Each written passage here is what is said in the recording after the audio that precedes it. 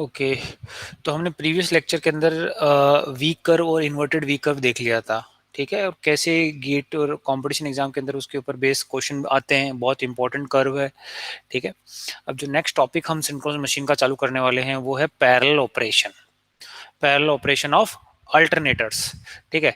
तो parallel operation क्यों चाहिए, आपने पढ़े होंगे डीसी मशीन्स में के अंदर भी पैरेलल ऑपरेशन पढ़े होंगे। दूसरा ट्रांसफार्मर में पढ़ा होगा कि what are the necessary condition दो ट्रांसफार्मर पैरेलल में हो। पहला क्वेश्चन तो ये आता है कि भाई हमें पैरेलल ऑपरेशन करना क्यों पड़े, ठीक है।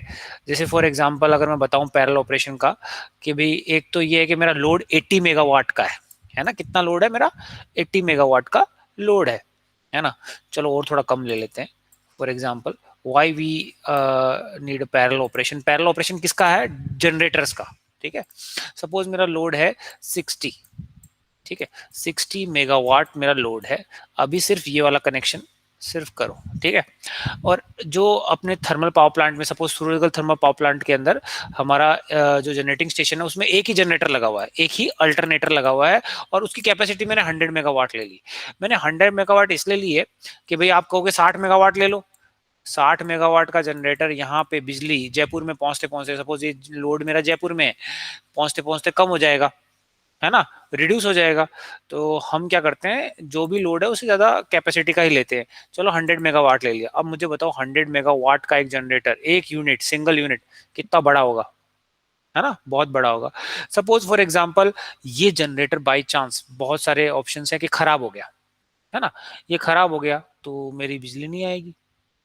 दूसरा, सपोज फॉर एग्जांपल मेरा लोड और कम हो गया, सपोज रात के टाइम मेरा लोड और कम हो गया 40 मेगावाट, बट मैं बिजली कितनी जनरेट कर रहा हूँ? 100 मेगावाट। 60 मेगावाट कहाँ जा रही है मेरी?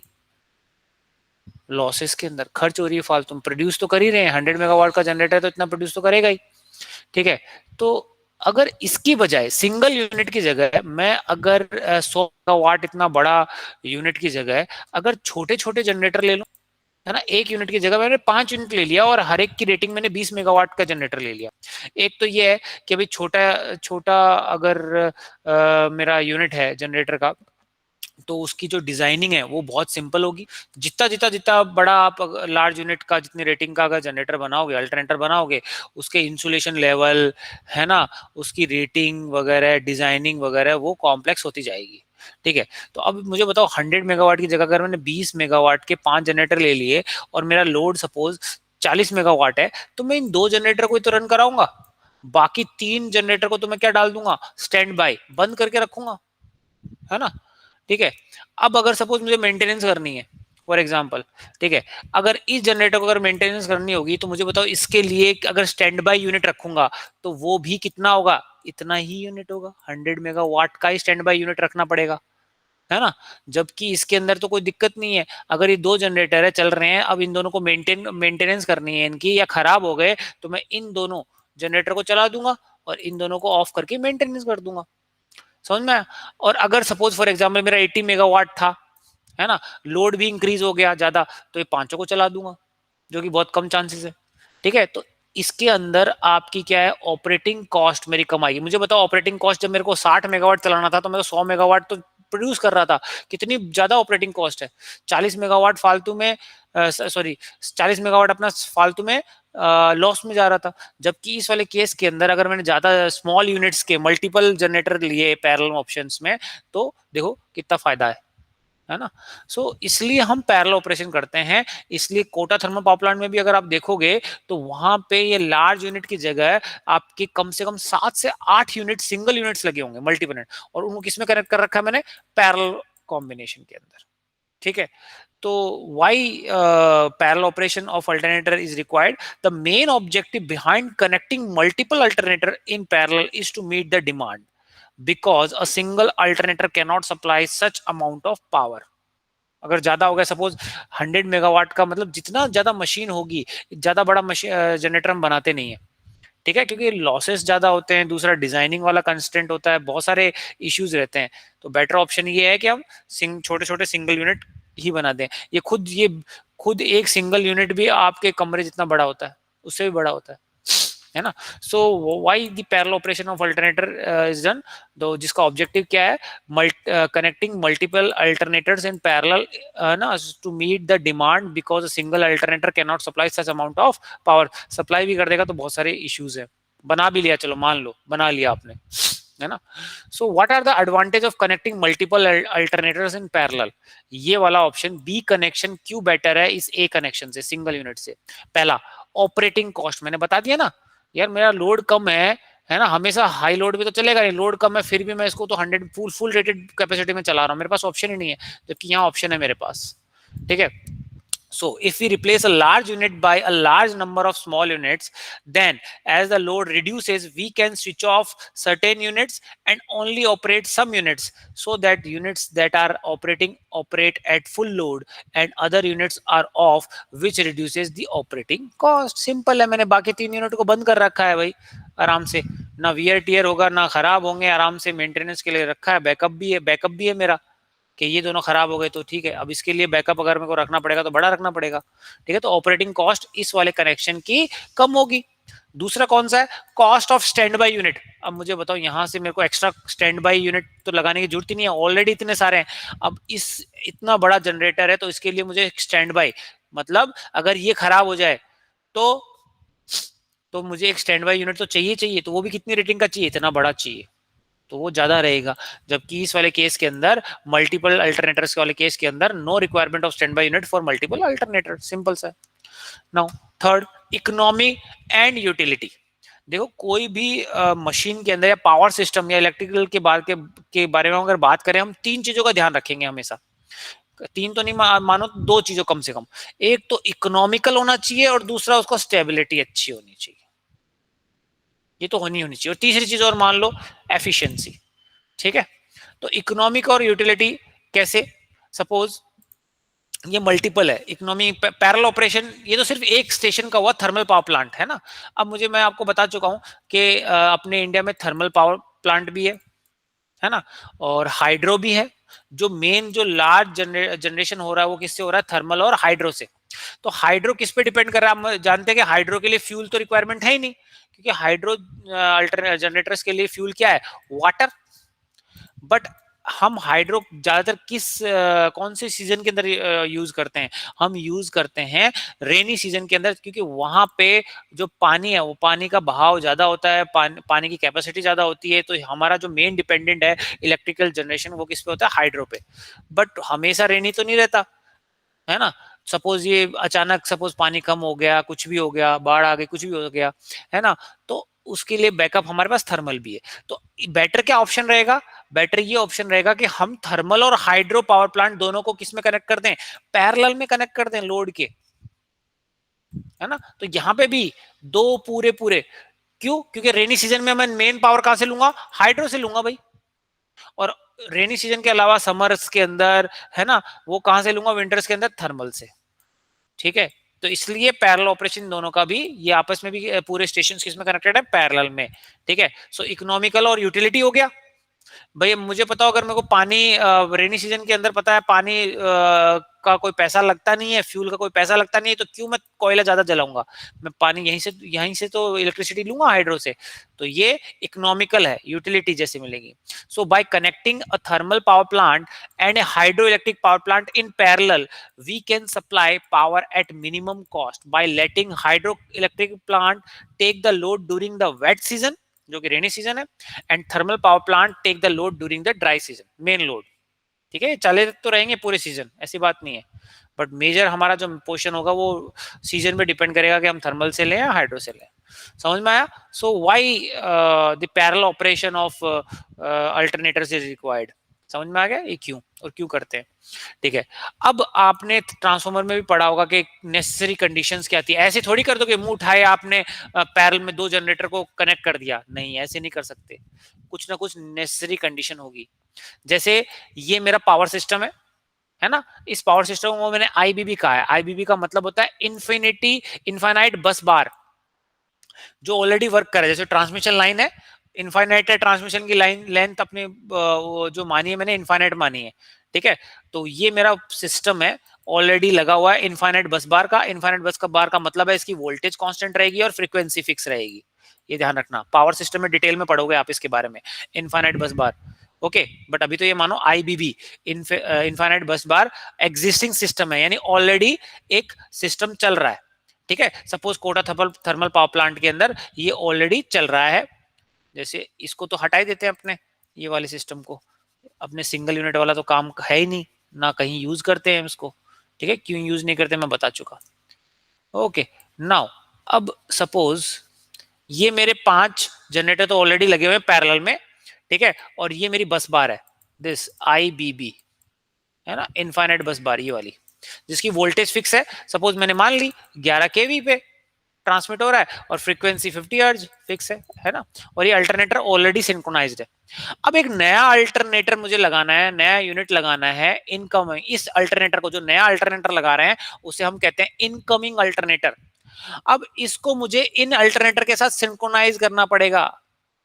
मुझे बताओ, अगर ये 11 केवी की लाइन है तो ये सारे के सारे जनरेटर की जो टर्मिनल वोल्टेज होगी वो क्या होगी, 11 केवी, है ना। वोल्टेज तो अलग अलग नहीं हो सकती, और फ्रीक्वेंसी भी क्या होगी, 50 हर्ट्ज। तो मुझे बताओ इसकी क्या करना पड़ेगा, ऐसे डायरेक्टली कनेक्ट नहीं कर सकते आप, इसकी 3 नेसेसरी कंडीशन है वो फुलफिल होंगी तभी तो आप पैरेलल में कनेक्ट कर सकते हो, नहीं तो इतना ज्यादा सर्कुलेटिंग करंट फ्लो करेगा कि ये इस इनकमिंग अल्टरनेटर को डैमेज कर सकता है, ये बाकी को भी डैमेज कर सकता है, पूरा पावर सिस्टम कोलैप्स कर सकता है। तो इसलिए पैरेलल ऑपरेशन आप डायरेक्ट ऐसे नहीं कर सकते, जैसे ट्रांसफार्मर में हमने पढ़ा था, फेज सीक्वेंस सेम होनी चाहिए, पावर फैक्टर सेम होना चाहिए, टर्मिनल वोल्टेज सेम होनी चाहिए, ऐसा कुछ याद आ रहा होगा आपको। So what are the necessary condition, है ना, फॉर पैरेलल ऑपरेशन, ठीक है। तो ये देखो, ये अल्टरनेटर है that need to be synchronized with IBB, IBB का मतलब ये इनफाइनाइट बस बार, समझ में आ गया। तो क्या नेसेसरी कंडीशन है, 3 नेसेसरी कंडीशंस हैं, ये आपने ट्रांसफार्मर में पढ़ी होगी। सबसे पहली फेज सीक्वेंस, अगर इसकी phase sequence R Y B है, सॉरी इनफाइनाइट बस बार की अगर phase sequence R Y B है तो इसकी भी फेज सीक्वेंस कैसी होनी चाहिए, आर वाई बी, है ना। तो the phase sequence of incoming alternator should be same as that of existing system, पहली। दूसरी, टर्मिनल वोल्टेज अगर ये 11 केवी पे है तो ये भी 11 केवी पे होना चाहिए, अगर कम पे होगा तो सर्कुलेटिंग करंट फ्लो करेगा फालतू में। So the terminal voltage of incoming alternator should be equal to the voltage of the existing system.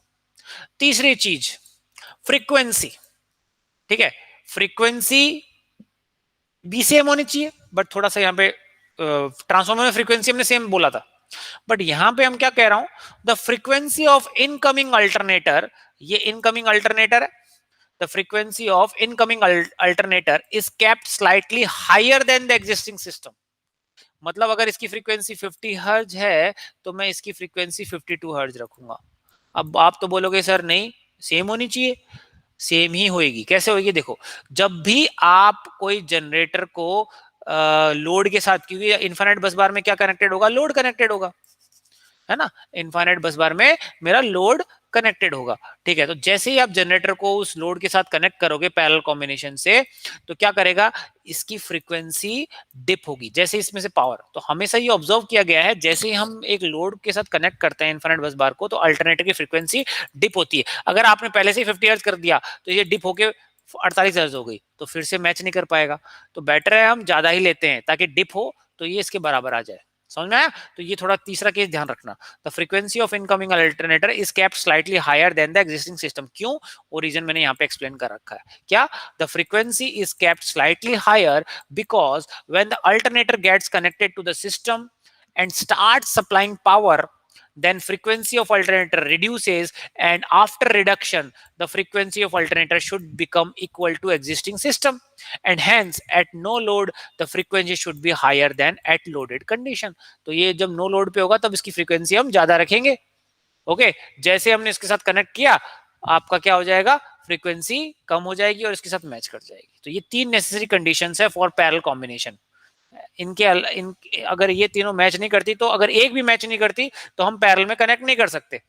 Okay, now दूसरा, अब मेथड्स, डिफरेंट मेथड्स, बहुत सारे डिफरेंट मेथड्स हैं, ठीक है। एग्जाम पॉइंट ऑफ व्यू के लिए भी पहला मेथड है जो, मतलब कैसे पैरेलल, कैसे पता चलोगे कि मेरी फेज सीक्वेंस सेम हो गई इस जनरेटर की, है ना, टर्मिनल वोल्टेज मेरी सेम है या फ्रीक्वेंसी, तो पहले तो पता तो करोगे ना इसमें अल्टरनेटर का, तो वो सो द सिंक्रोनाइज मेथड्स, है ना।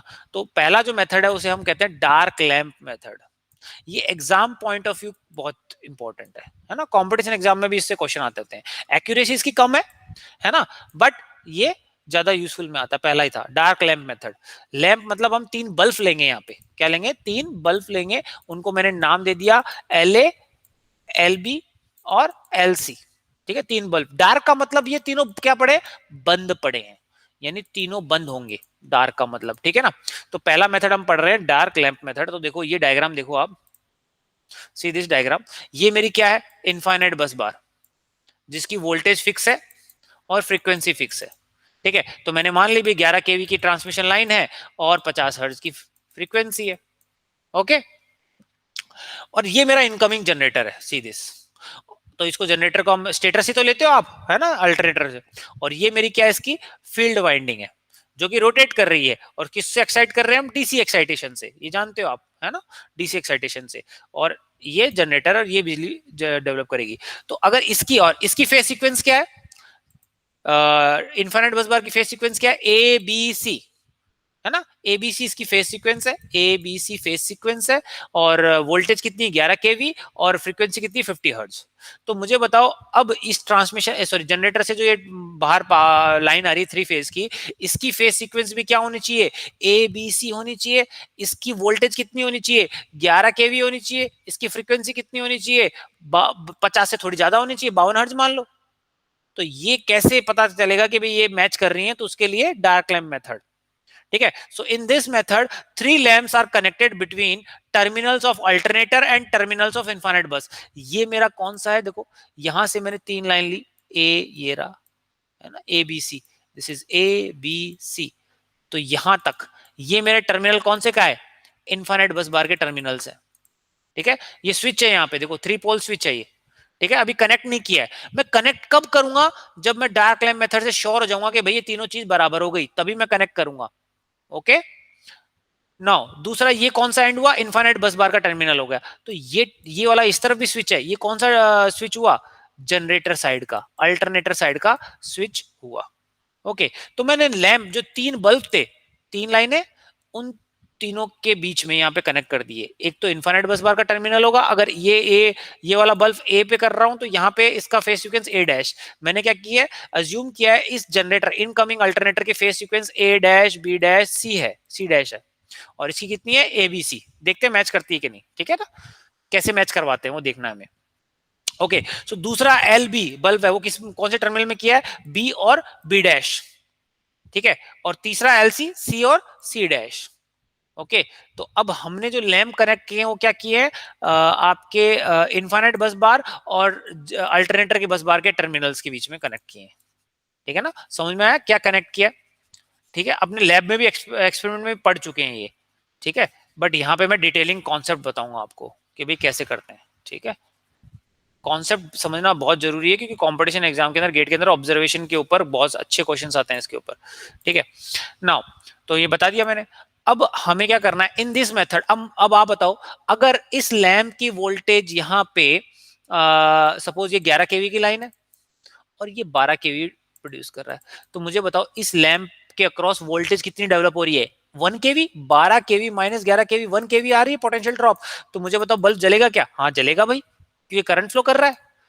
अगर मुझे बताओ, अगर इस ए डैश की वैल्यू 11 केवी हो गई, तो 11 केवी और 11 केवी यानी वोल्टेज मैच कर गई, तो मुझे बताओ बल्ब जलेगा क्या, नहीं जलेगा, क्योंकि करंट फ्लो नहीं करेगा, है ना, पोटेंशियल ड्रॉप जीरो हो जाएगा।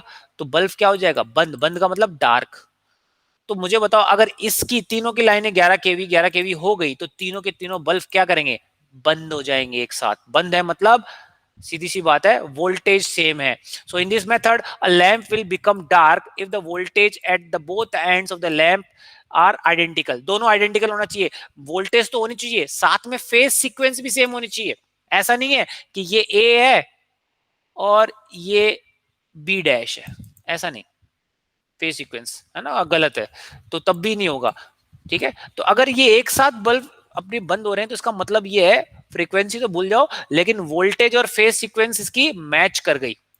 तो सपोज पहला अगर हम बात करें कि ये 12 केवी है और ये 11 केवी है, तो अगर 12 केवी है, मुझे 11 केवी जनरेट हो रही है, मुझे इस 11 केवी को बढ़ाना है, कहां तक बढ़ाना है, 12 केवी तक, ताकि ये बल्ब क्या हो जाए, बंद हो जाए। तो कैसे बढ़ाओगे, आप जानते हो, एक्साइटेशन, फील्ड करंट को बढ़ाऊंगा, फील्ड करंट की वजह से क्या क्या क्या बढ़ेगा, इंड्यूस वोल्टेज ईएफ, और ईएफ बढ़ने से क्या क्या क्या बढ़ेगा, वोल्टेज, टर्मिनल वोल्टेज वीटी। समझ में आया? So by changing the excitation we can match the terminal voltages. Okay, so यहां लिख रखा है, अगर लैंप कभी भी बंद ना हो, डार्क ना हो, then it means the voltage magnitude on both the side is not same and we can make it equal by changing the field current of the alternator. ठीक है ना, तो वोल्टेज हमने मैच कर दी भाई, ठीक है ना, bye changing the field current. Okay, कैसे समझ में आया आपको? ठीक है, नाउ नेक्स्ट, अब फ्रीक्वेंसी और फेज सीक्वेंस की बात कर लेते हैं, पहले फ्रीक्वेंसी की बात करते हैं, है ना। So let me rub this.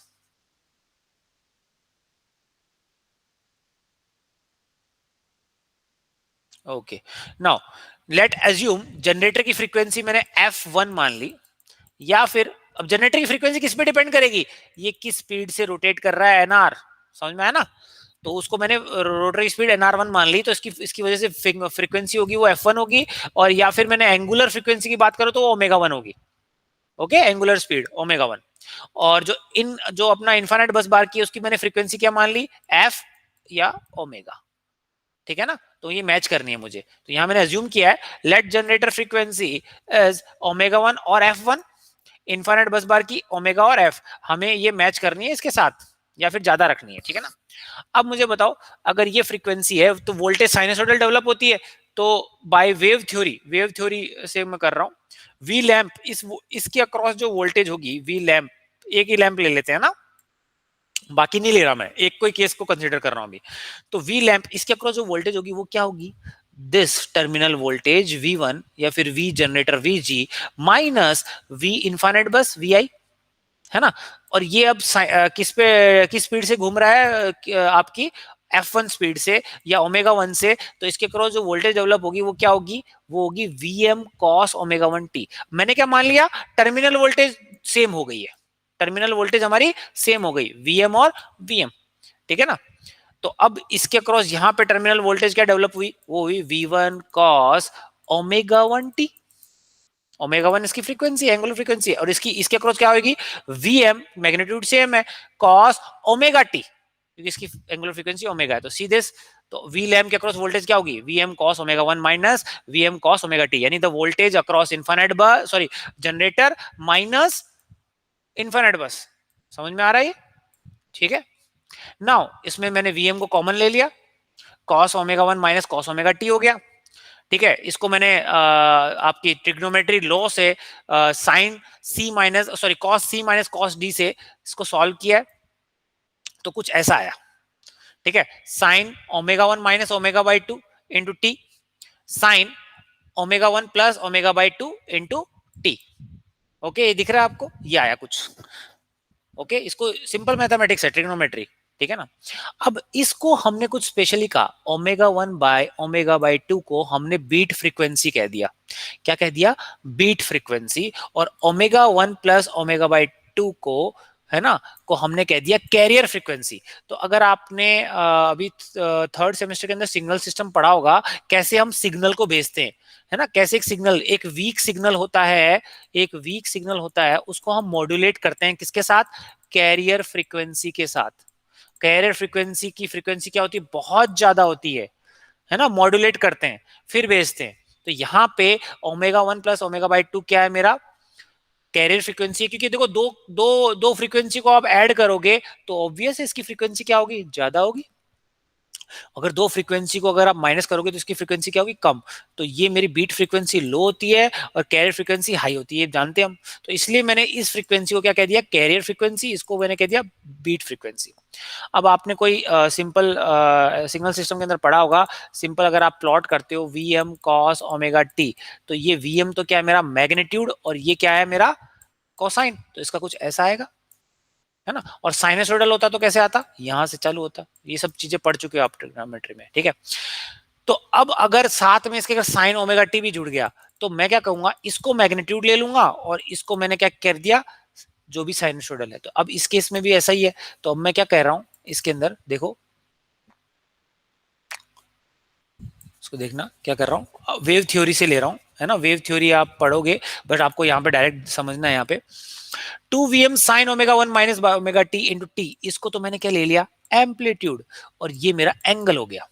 तो अब ये एंगल है, साइन की वैल्यू, साइन की वैल्यू कहां से कहां वेरी कर सकती है, -1 से 1, ठीक है ना, जानते हो साइन 90 डिग्री तो क्या होता है, 1 होता है, साइन 180 क्या होता है आपका, सॉरी आपका 180 -1, है ना, तो ये ध्यान रखना है, सॉरी हाँ साइन पाई, ठीक है। अब मैं बात करना चाह रहा हूं कि इसकी जो वैल्यू है वो -1 से +1, है ना, वेरी करती है, क्योंकि इसका ग्राफ ऐसा कुछ आता है ना, मैक्सिमम +1 टू -1, ये तो आता है, ठीक है। अब इसको प्लॉट करते हैं हम सबसे पहले, ये वाले मैग्नीट्यूड को, ये 2Vm sine omega 1 minus omega T को प्लॉट करने से पहले ये साइन वाले को प्लॉट करते हैं, तो ये कुछ ऐसा डॉटेड लाइन आएगी, एम्पलीट्यूड देखो, ये डॉटेड रेड कलर की दिख रही है आपको, और ये -1 से +1 है, तो अगर इसका साइन चेंज हो गया, है ना, तो ये नीचे से भी चालू हो सकती है ना। अब इसकी बात करते हैं, 2Vm इसका मैग्नीट्यूड है, ये मैक्सिमम 2Vm। अब देखो sine omega 1 minus omega by 2, ये इसकी फ्रीक्वेंसी क्या है आपकी, इसकी फ्रीक्वेंसी, है ना, इसकी फ्रीक्वेंसी जो है ये क्या है, लो है, तो ये कैसे बनेगा, इसको अगर आप प्लॉट करोगे तो कुछ इसमें बनेगा, ये वाला, ये आया सारा कॉन्सेप्ट कहां से आया है, वेव थ्योरी से, है ना। अगर नहीं समझ में आ रहा तो भी दिक्कत नहीं है, बट ये थोड़ा बहुत पता होना चाहिए आपको। ये देखो, ये यही पाथ क्यों फॉलो कर रहा है ना, ये सिग्नल सिस्टम में आपने पढ़ा होगा, ठीक है। ये डॉटेड लाइंस कहां से आई, ये इस वाले से आई, इस एंगल से, है ना, और ये हमेशा ऑसिलेट करेगा ओमेगा 1 माइनस ओमेगा 2 फ्रीक्वेंसी से, कहां पे, इसके बीच में। अब इसके अंदर क्या है, जहां पे ये वेव फॉर्म जीरो हो जाती है उसको हम कहते हैं नोड, जहां पे एम्पलीट्यूड क्या हो जाता है, जीरो, उसे हम कहते हैं नोड, और जहां पे मेरा एम्पलीट्यूड मैक्सिमम होता है उसको हम कहते हैं एंटी नोड, मैक्सिमम एम्पलीट्यूड। ये सारा का सारा वेव थ्योरी से आ रहा है ना।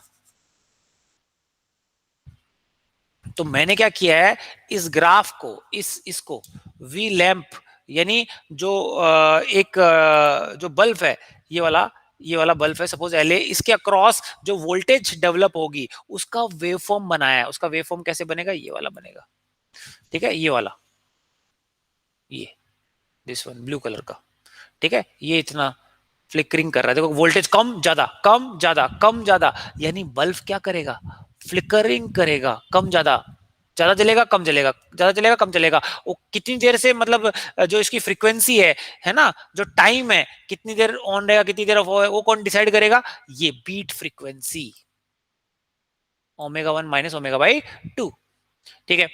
अब इसका टाइम पीरियड क्या कहलाएगा, इसका टाइम पीरियड तो ये होता है, ओके। सो टाइम बिटवीन टू नोड्स क्या आएगा, ये एक नोड है, ये एक नोड है, नोड बता दिया मैंने, एम्पलीट्यूड जीरो होता है, तो ये नोड है, ये नोड है, इन दोनों के बीच में अगर टाइम पीरियड के फॉर्म में रखेंगे, ये टोटल टी है, तो ये कितना होगा, ये कितना होगा, t/2, है ना, ये कितना होगा, t/2।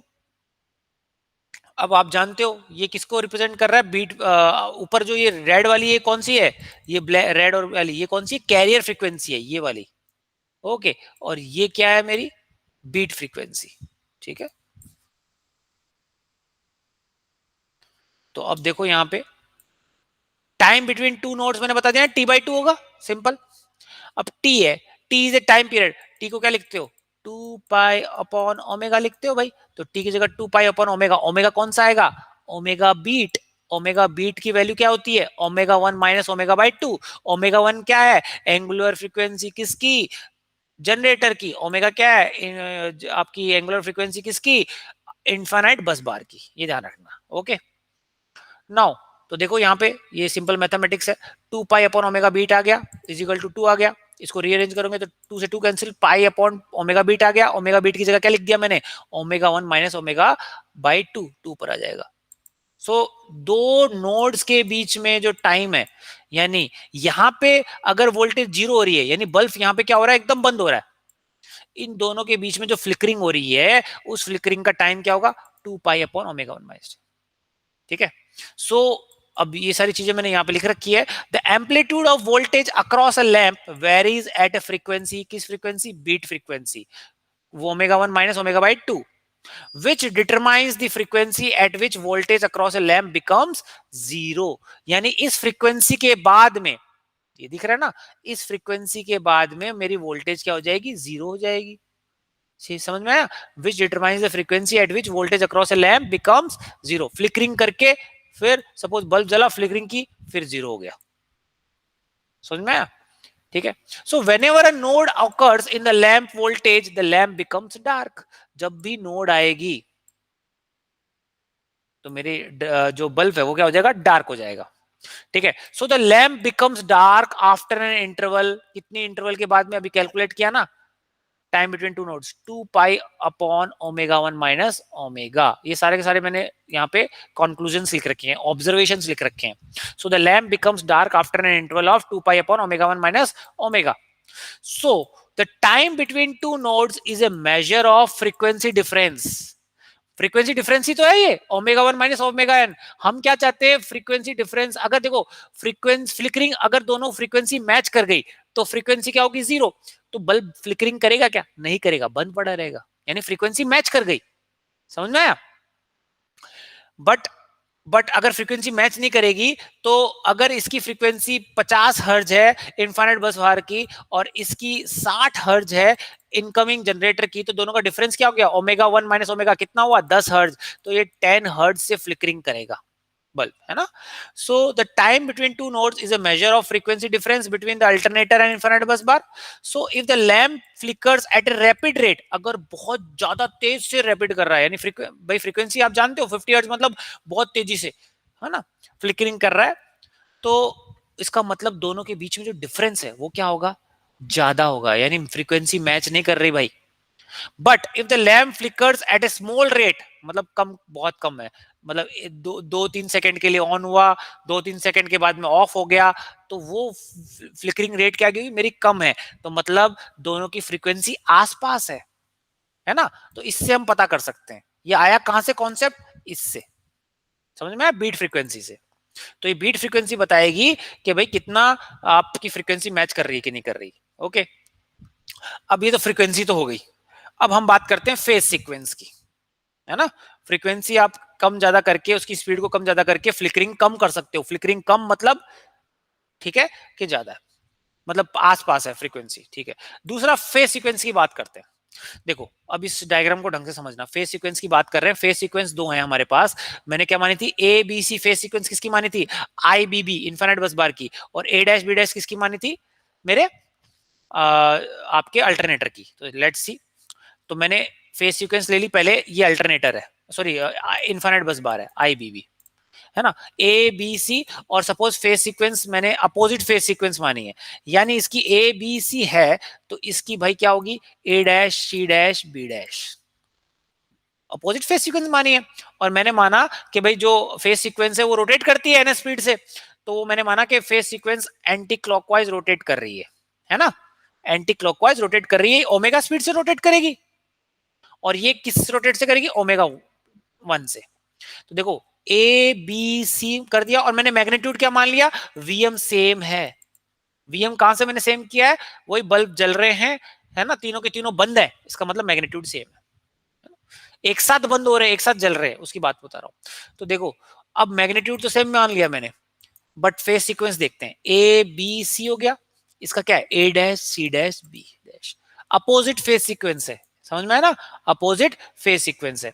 अब अपोजिट फेज सीक्वेंस है, तो अब दोनों को मैंने क्या माना है कि भाई दोनों ही एक ही एंटी क्लॉकवाइज डायरेक्शन में ही घूम रहे हैं, है ना? एंटी क्लॉकवाइज में देखो, ये ओमेगा में घूम रहा है, ये भी ओमेगा 1 में घूम रहा है। अभी मैंने क्या माना है? पहला case, omega 1 is greater than omega, मतलब मेरी इसकी फ्रीक्वेंसी अल्टरनेटर की फ्रीक्वेंसी इससे ज्यादा होनी चाहिए। वही तो चाहते हैं हम, है ना? पहचानेंगे कैसे वो बाद में बताऊंगा कि भाई इन सब का जो कंक्लूजन आ जाएगा तो पता चलेगा। ठीक है, अब देखो मैंने क्या मान लिया? इसको अल्टरनेटर को आप, सॉरी इस इनफिनिट बस बार को स्टेशनरी मान लो, इसके फेज सीक्वेंस को। भाई ये क्या स्टेशनरी नहीं मान रहे, तो ये ओमेगा स्पीड से घूम रहा है और ये ओमेगा 1 से, दोनों एंटी क्लॉकवाइज। बट ऐसे समझ में नहीं आएगा, आप स्टेशनरी मान लो। अगर ये स्टेशनरी हो गया आप इसके ऊपर बैठ गए, तो आपको क्या दिखेगा? अल्टरनेटर की स्पीड में घूम रहा है, एंटी क्लॉकवाइज में ही घूम रहा है, बट किस स्पीड से घूम रहा है? Omega 1 minus omega. सबके समझ में आ रहा है? रिलेटिव स्पीड, रिलेटिव स्पीड वाला कॉन्सेप्ट बता रहा हूं मैं यहाँ पे। अगर आप इसके ऊपर अपने इनफाइनाइट बस बार को स्टेशनरी मान लिया कि जो कि ओमेगा घूम रहा था, तो अगर इसके रेस्पेक्ट में इसकी स्पीड क्या होगी? Omega 1 minus omega. समझ में आ रहा है ना? Omega 1 minus omega. और वो भी किस डायरेक्शन में होगी? इसी डायरेक्शन में होगी, क्योंकि ओमेगा 1 तो बड़ा है, तो इसी डायरेक्शन में घूमेगा। यानी आप खड़े हो, सपोज अगर इसकी स्पीड 50 है ना, इसकी 52 है, तो दोनों के बीच में अगर आपने आप रुक गए, तो आपको क्या नजर आएगा कि ये भाग रहा है भाई एंटी क्लॉकवाइज। की स्पीड से भाग रहा है? 2 हर्ट्ज से। ये समझ में आ रहा है ना? रिलेटिव स्पीड का कॉन्सेप्ट है यहाँ पे। चलो, तो अब देखो, अब इस वाले केस के अंदर जब ओमेगा 1 ओमेगा था, कौन कौन से फेज सीक्वेंस मैच कर रहे हैं? बल्ब देखो, बल्ब किस कौन से के बीच में बल्ब लगा हुआ है? A dash, B dash, C ji dash. तो आपको देख रहा है कौन सी फेज सीक्वेंस मैच कर रही है? यहाँ पे देखो, ए और ए डैश के साथ मैच कर रहा है, बट बी के साथ ये नहीं मैच कर रहा, सी के साथ यहाँ पे बी डैश है। तो मुझे बताओ कौन सा बल्ब आपको बंद नजर आएगा इस सिचुएशन पे? ए वाला। कौन सा नजर आएगा? ए, क्योंकि ये दोनों की फेज सीक्वेंस मैच कर गई है ना। ए और ए डैश एक फेज सीक्वेंस नहीं, सॉरी, फेज मैच कर गया है ना। तो एल ए जो बल्ब है, लैंप ए वाला, वो क्या हो जाएगा? बंद, ऑफ, है ना, omega 1। So let IBB phasor will be stationary, then alternator phasor speed with respect to IBB will be omega 1 minus omega. Okay, ठीक है। अब ये क्या कर रहा है?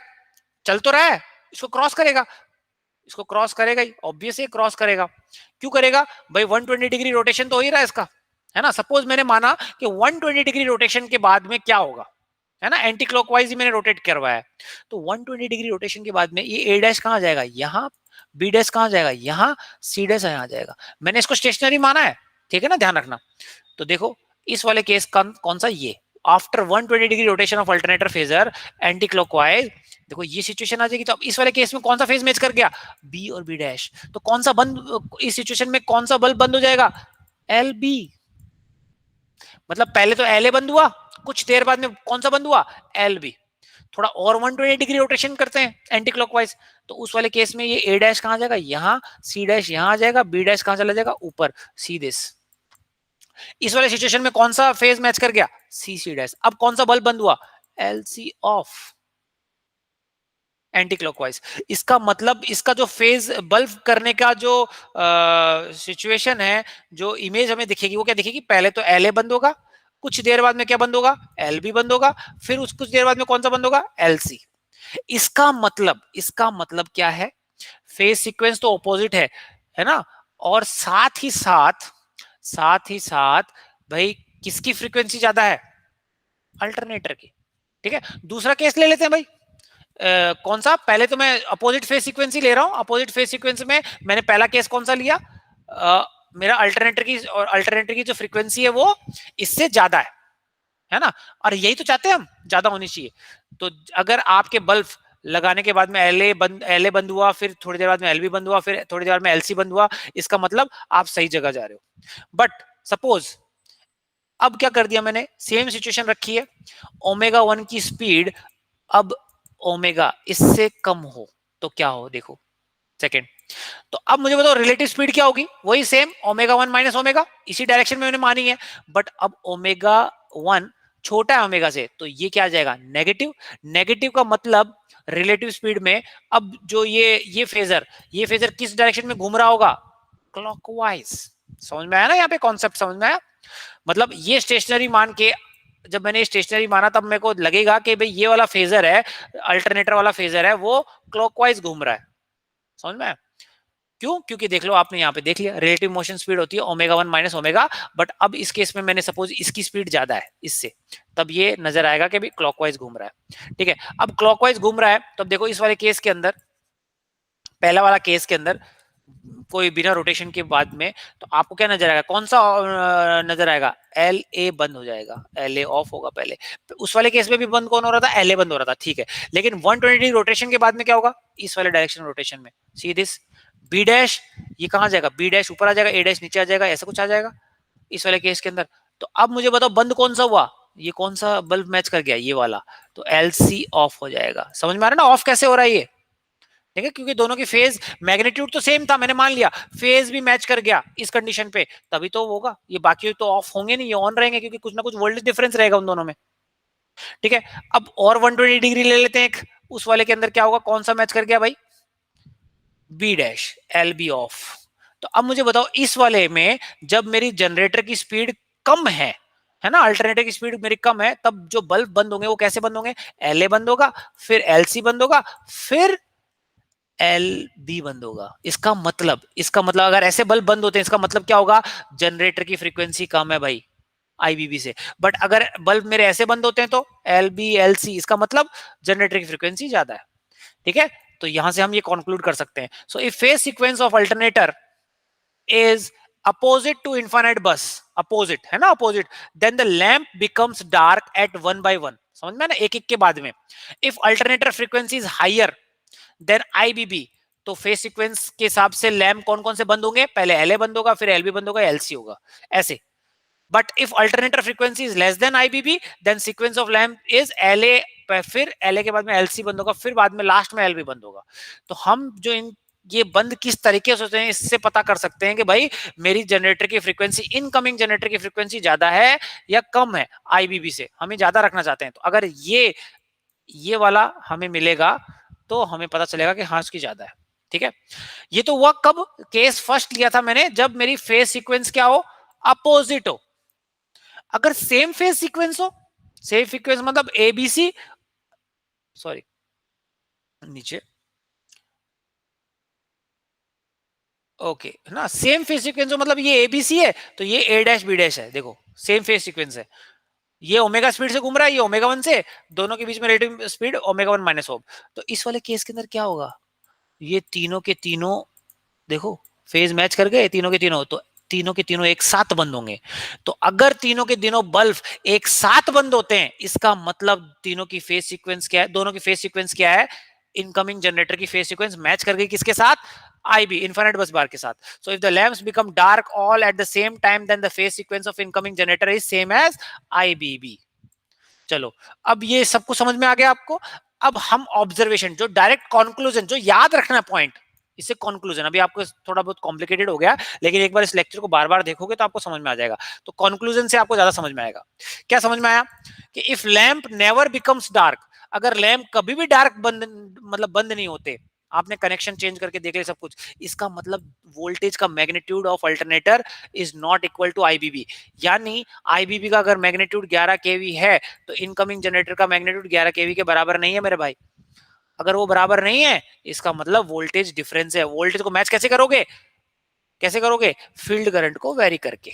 ठीक है ना, पहला ऑब्जर्वेशन ये, अगर बल्ब कभी डार्क नहीं होता तो।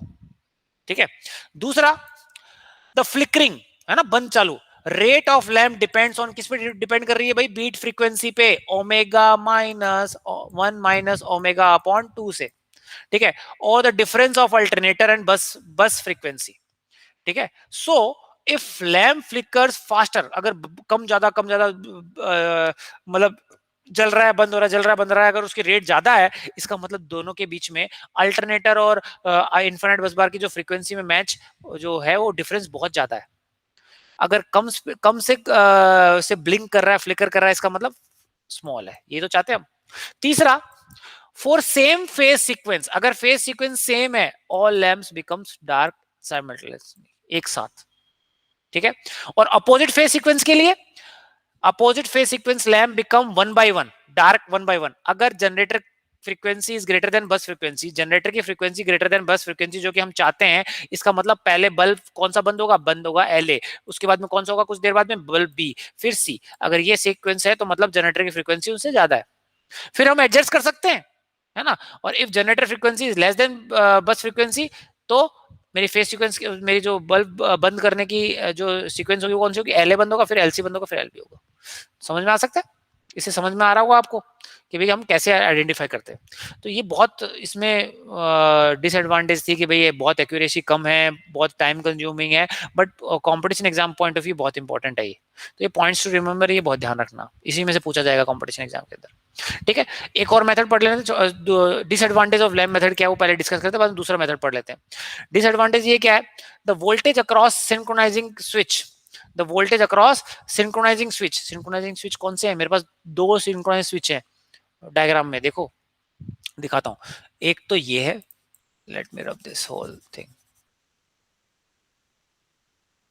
एक तो ये है, ओके, और एक ये है ना, these are called synchronizing switch. Synchronize कर रहे हैं हम, तीन पैरेलल कंडीशंस को सेटिस्फाई करके हम क्या कर रहे हैं, हम अल्टरनेटर को सिंक्रोनाइज कर रहे हैं, किसके साथ, इनफाइनाइट बस बार के साथ। Okay, so the voltage across synchronous switch can give rise to synchronizing current, that is circulating current। ये ट्रांसफार्मर में पढ़ा होगा, अगर ढंग से पैरेलल नहीं हुआ, पैरेलल कॉम्बिनेशन नहीं बना, पैरेलल ऑपरेशन नहीं हुआ, तो large amount of circulating current flow करेगा, ये हम आगे पढ़ेंगे। ठीक है ना। दूसरा टाइम कंज्यूमिंग है, लेस एक्यूरेट है, these are the disadvantage of dark lamp method. अब दूसरा ज्यादा एक्यूरेट है, उसे हम कहते हैं सिंक्रोस्कोप मेथड। सिंक्रोस्कोप मेथड कुछ नहीं है भाई, एक मीटर होता है, एक डिवाइस होती है, उसके ऊपर ये आपकी एक नीडल होगी, उसकी तरफ क्या लिखा होगा, एक लिखा होगा फास्ट, एक तरफ लिखा होगा स्लो, उस मीटर पे, है ना। तो ये नीडल है ना, रोटेट करेगी किस डायरेक्शन में, क्लॉकवाइज में या एंटी क्लॉकवाइज में। तो क्लॉकवाइज में रोटेट कर रही है, मतलब फास्ट को रिप्रेजेंट कर रहा है, और एंटी क्लॉकवाइज स्लो। तो इससे आप क्या समझ रहे हो, देखो सिंक्रोस्कोप है क्या, it is an instrument which is fitted with a pointer to indicate whether the frequency of generator is more than और less than frequency of IBB. मतलब जो फ्रीक्वेंसी है जनरेटर की वो ज्यादा है, क्योंकि देखो ये लैंप, इनमें कौन सी फेज सीक्वेंस पहले बंद कौन हो रहा है, ये बहुत टीडियस टास्क है। तो हम फ्रीक्वेंसी देखते हैं किसकी ज्यादा है किससे कम है, डायरेक्ट बता देगा ये कैसे, कि भाई दोनों के बीच में किसकी ज्यादा है। सबसे पहले अगर पॉइंटर क्लॉकवाइज रोटेट कर गया, इसका मतलब क्या लिखा हुआ है, फास्ट, इसका मतलब अल्टरनेटर की frequency is greater than the omega, कौन सी, इनफाइनाइट बस बार की। So if pointer rotates clockwise, frequency at generator is more than IBB. समझ में आया, अगर वो क्लॉकवाइज रोटेट करा, देखो ना लिखा है ना फास्ट, और हमें ज्यादा किसकी रखनी है, अल्टरनेटर की रखनी है, क्योंकि जैसे अल्टरनेटर की ज्यादा रखनी पड़ेगी, क्योंकि जैसे हम उसको लोड के साथ कनेक्ट करोगे, इनफाइनाइट बस बार के साथ करोगे, उसकी फ्रीक्वेंसी डिप होगी होगी, ठीक है ना।